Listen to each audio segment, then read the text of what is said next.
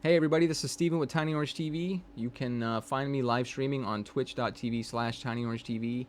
And if you would like, follow me on social media. I usually post when I'm going live to stream, so you can be notified that way and join me in the game if I happen to be playing Four Kings, which is pretty often lately because I'm addicted. I have a gambling problem possibly.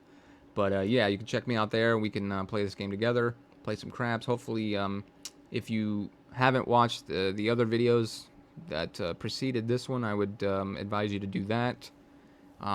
This is a series about the game of craps and how the bets work, what all these words mean, how you're winning and losing money, hopefully winning. But we've already discussed the field bet in video 1, the pass line in video 2, the don't pass in 3, the come and don't come in 4, and previously we've discussed the place bets in the video 5, I believe. Hopefully I got all that right. Um, so what's left? We've got the pass line, and don't be confused because it's this huge bar. It's all one bet. The don't pass bar is the same as this one. It just they do this depending on where you're standing around the table. Obviously, in Four Kings, your bet is the only one you see, so you don't have to worry about what's going on. You're basically just betting on these two here. So we got this covered. We got don't pass covered, field, come, don't come, all the place bets. What's left? This 6 and 8 is left, and this center portion of the table. So I'm gonna go back to my simulation part here. So we've got our 6 and 8 here, and the middle part is over here. Don't worry about this E or C because that's not pertinent to the Four Kings version. Basically, it's 11 and craps anyways, so it's actually over here already. But don't worry about that. What we're going to discuss first, or what I'm going to get out of the way very easily, actually, is this 6 or 8. Big 6, big 8. This is kind of part of the beginner, pitfall that you can fall into with the field bet, which we discussed in the very first video. This big 6 and big 8, these are not good bets. Do not make these bets.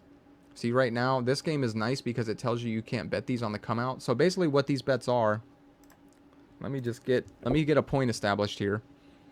So here we go, the 8, well, that's irrelevant, whatever. So now we can bet 6 or 8. So what does this mean? If I put, just for the sake of making this as easy as possible, I'm going to bet $6, because remember, if you watch the previous video, you have to place bet the 6 and 8 for $6. So if you're thinking, oh, I think the 6 or the 8's coming, right? I want to bet the big 6 here. I want to bet one of these. These bets pay 1-to-1. What does that mean? Hopefully you understand what that means by now. And that means if you bet $6 on this 8 and an 8 rolls, you're going to win $6 here. That's great. You won $6. You bet $6. You're good to go. But why is that not good? Because you can place bet 8 for $6 and win $7. So you win an extra dollar by placing these two numbers. So, I mean, there's no point in these two bets being made pretty much ever. I honestly, I honestly didn't even realize those were in the felt on this game because I don't even recognize them being there because I never even looked at them. When I went into this, I was like, I don't think that you can even make big 6 or big 8 bets in Four Kings, but they are here. But they shouldn't be because do not do this ever, ever. All right. If you want 6 and 8, you need to wait for the button to be on like this, and then you need to place them. You need to place these because you win more money that way. So hopefully that is easily understood. I want one of them to win. I mean, it's irrelevant, but... So, again, if I win this bet, I'm only winning... I bet 6, I win 6. Here, I bet 6, I win 7. That's only $1 difference, but if I bet 12 here, I'm winning 14 versus 12 and 12. So now the gap is $2. So on and so forth with every increment of 6. So hopefully that makes sense. Do not do 6 and 8 here. You need to place them here, which in Four Kings is here. You need to do them above the number here. Do the place bet for 6 and 8. Obviously, there's no big 9, 5, 4, or 10, so you're going to be placing these as well. So never do 6 and 8. Only place bet them. That leaves us with this last portion of the table. So I'll go back to my game here. They don't. It's not very good looking on this one. It's kind of small, but it's the same payout. So let's go over the Hardways first. These bets are, once again, these are multi-roll bets, and they're basically pairs. So if it's a 6, 8, a 4, or a 10. Obviously, 5 and 9 don't have pairs because they're odd numbers. There's no way to do that. And then your other two pairs are 2 and 12, which I'll get to after this. But those are down there for a different reason. So these are your Hardways. The 6 and 8 pay 9 to 1, and the 4 and 10 pay 7 to 1. Now you might be asking, well, hey, Mr. Tiny Orange TV man, how come if pairs are pairs, why do these pay a little bit more than these, and how come these pay way more than these, right? So we're just going to focus on these four, but we're going to go back to our probability of dice and see that. Where are our pairs here? So we've got that pair for 4. We've got 2 3s makes a 6, 2 4s makes an 8, and 2 5s makes a 10. So you get paid 9 to 1 on the 6 and 8, and 7 to 1 on the 4 and 10. Now, the reason you get paid a little bit more on these two is because there's more ways to lose those two, as far as 6 and 8 are concerned. So if I'm betting on a hard 6 to come, which is 2 3s, I'm basically betting one combination of 6 versus the other 4. So it's 1 in 5. 1 in 5 rolls of a 6 is going to win you that bet, same as the 8. Now, for 4 and 10, it only pays 7 to 1 because it's a little better odds of a hard 4 or a hard 10 being rolled. So it's 1 in 3 on 4 and 10. So that is why the payouts are different. What you also have to understand about these Hardways is, let me go back to this game. They are also dependent on the number 7 because they lose when 7 rolls. So there's 2 ways. Let's just go ahead and bet all of these.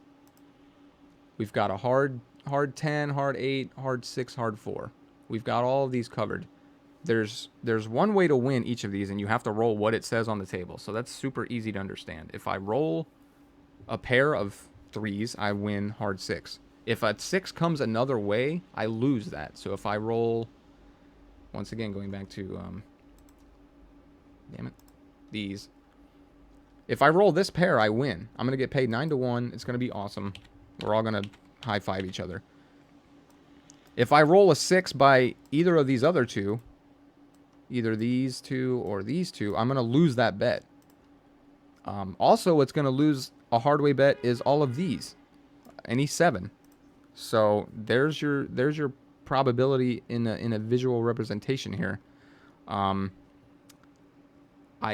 believe in 4 Kings, the Hardways are only on when the button is on. That's something I would have to double check.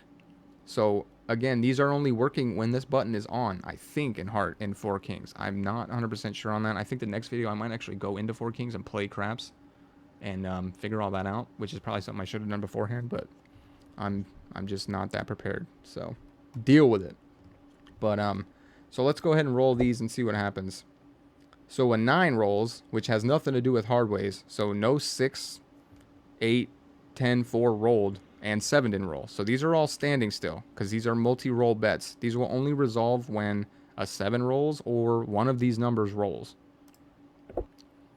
Okay, so 7 rolled, so that's a big fat loss. Just for the sake of this video, I think these are actually going to be on. So there we go. That wouldn't happen in 4 Kings. It might. I'm not sure. So we rolled a hard 10. We rolled 2 5s, so we got paid 7 to 1, which is a great payout. If you got $5, what is that? You're winning $35 just from a $5 bet, and it rides. You know what I mean? So it's not like. Let's go ahead and do 5 on all of these. Whoops. Oh, dang it. There we go. So yeah, what's great about these is they continue to roll. So like, even if you roll a number outside of them, the bet stays there. You don't lose your money immediately every roll. So what happened there is we rolled a soft, an easy 10, they call it. So we bet on a hard 10 and an easy 10 rolled. So that's a loss there. So hopefully that explains the hard way is pretty simple. And there again, we rolled an easy 4, so we lost our bet on the hard 4. So this only resolves. Let's just go for the 4 again, since it's a point of 4. So this will only resolve if a 4 is rolled or a 7 is rolled. All of these other numbers are irrelevant, so we hit a 7, so we lost it. So, I mean, they're decent bets, but you probably want to stay away from them in the long run. They're fun to make some money off of.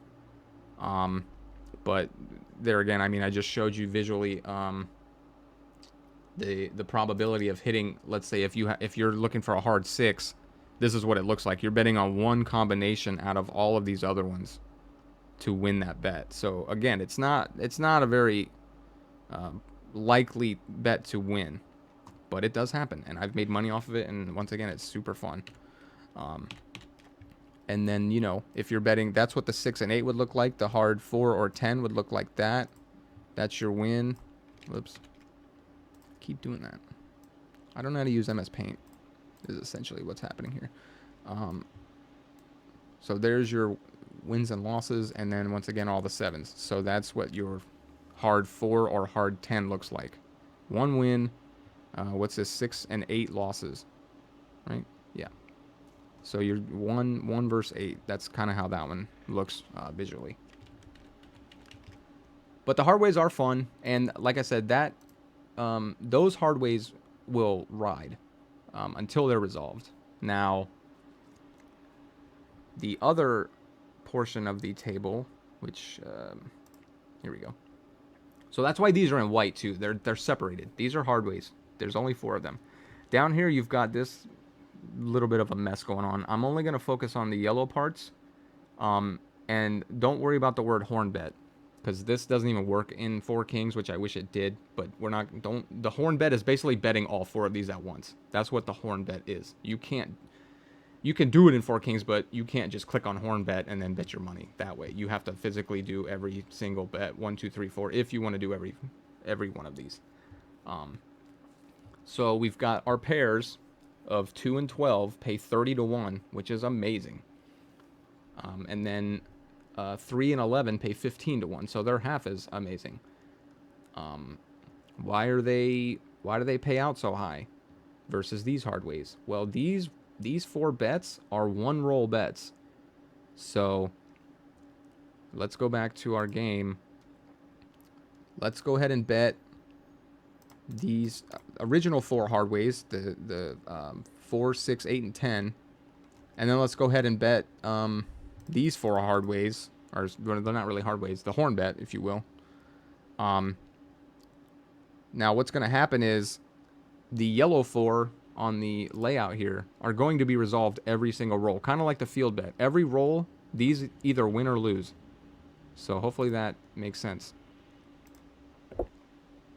So we actually hit one, which is awesome. We just like made a crap ton of money right there. But so we hit an 11. So what happened? We bet on all 4 of these. We won this one miraculously. But if you win one of these, you are going to win the other, if you win one, you're going to lose the other 3, because you can't win 2 at once. You can't roll 2 different dice combinations at one time, right? So you're either going to lose all 4 of these if you're betting all 4, and if you bet all 4 and you win one, you're going to lose the other 3, obviously. And again, we could bet this again, and it's every roll. Wow, Snake Eyes hit. It's every roll when these are going to resolve. Whereas my hard ways are still riding up here. Nothing's happened to them because those numbers have not rolled, nor has a 7 rolled. So that is how these horn bets work. So these are even worse, really, which is why they pay better, because they're single roll bets. They're worse bets than these hard ways, but as far as probability of these coming up, it's the same, because it's one combination that is specified on the felt. So I mean, the likelihood of rolling a pair of 1s is the same as the likelihood of rolling a pair of 3s, right? There's only one way to do it. But the difference there is the yellow ones are every roll. So you win money every roll, or more than likely you're losing money every roll if you're betting these. I have tinkered with betting every one of these every time, and just because the payout is so high when you do hit them, you usually get your money back. So, I mean, there's betting strategies you can look up. I'm not going to get into all that because that's super in-depth and stuff, but that's how these these 4 yellow ones work. So we've covered the Hardways. We've covered these 4 yellow ones. The only thing left is any 7 and any craps, which are pretty self-explanatory. Any 7 is the same as these yellow ones, which is why they're down here. So this bottom half of these are all 1 roll bets, which is why they're down here in their own little section. This is like the big time sucker zone right here. But again, I mean, they're fun to bet every once in a while, but you don't want to make it a big habit of betting these because you're gonna lose, like, in the long run, big time, right? So any 7 is just rolling a 7 on the next roll, which is pretty obvious. If this is a 7, I'm going to win that bet 4-1. If it's not, I'm going to lose it every single roll. Which, that's a good bet. I mean, because 7 is really likely. But again, it's every single roll. So 4-1. I personally, I don't think 4-1 is a very good payout for that. But some mathematician has devised that based on the odds of it.